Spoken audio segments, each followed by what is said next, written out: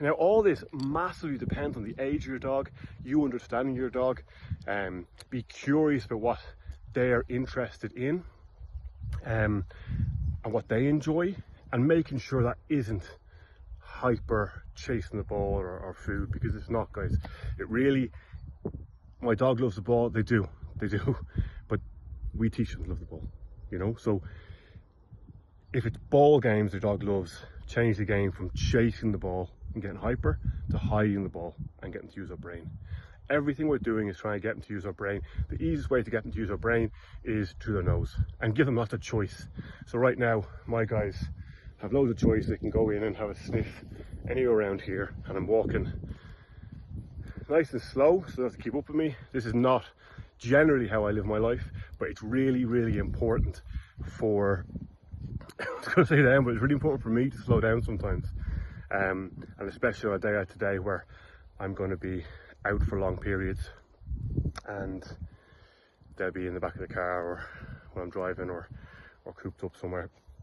Just making sure I get all their needs met. And I'll probably finish this off, and when I'm leaving, their meal this evening would be a bone or a long-lasting chew. Depends what I can get my hands on today, but yeah, and that's how I do it. And the routine is very similar to every other routine. You know, we're still walking in the morning. We're still, well, it's not morning now, but the first thing I do is we go out, and that's the same every day. So keep the routine the same, have a bit of fun with it, and yeah, a little bit of exploring. Try and get into their brain. So we do real slow pottery walk. I know it's counterintuitive, but it's nice and relaxed, and you might think your dog won't be able to do a slow pottery walk, but you bring them somewhere like this, somewhere that's going to be full of sniffs, full of smells. So a forest is ideal. A forest with mixed species, different areas. There's grass and woodland here. There's lots of different species, but also it's a place that's really, really commonly walked by dog walkers. People take their dogs out. So there are loads of sniffs here. There's loads of dogs being scent marking. So there's absolute tons. Also, because it's a bit off the beaten track, there's lots of wildlife trails. So they're going between, you know, sniffing around socially, checking their doggy social media, but also catching whiff of some animal trails, lots of human scent as well, obviously, and then the woodland, everything else that goes with that, and all the things that we can't imagine.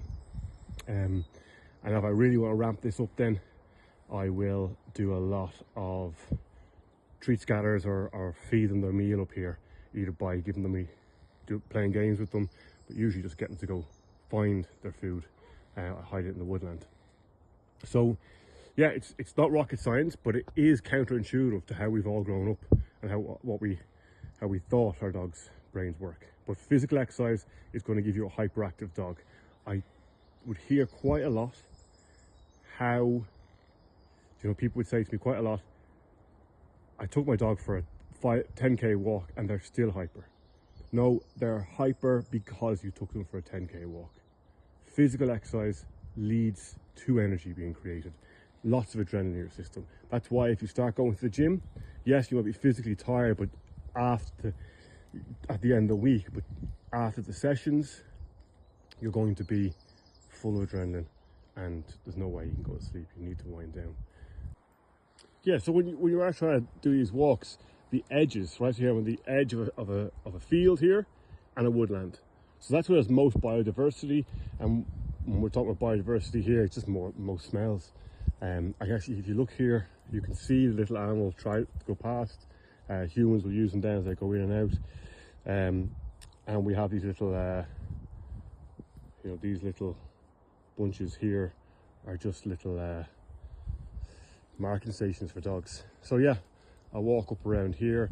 So you can literally do a tiny little walk, but how much time you spend there.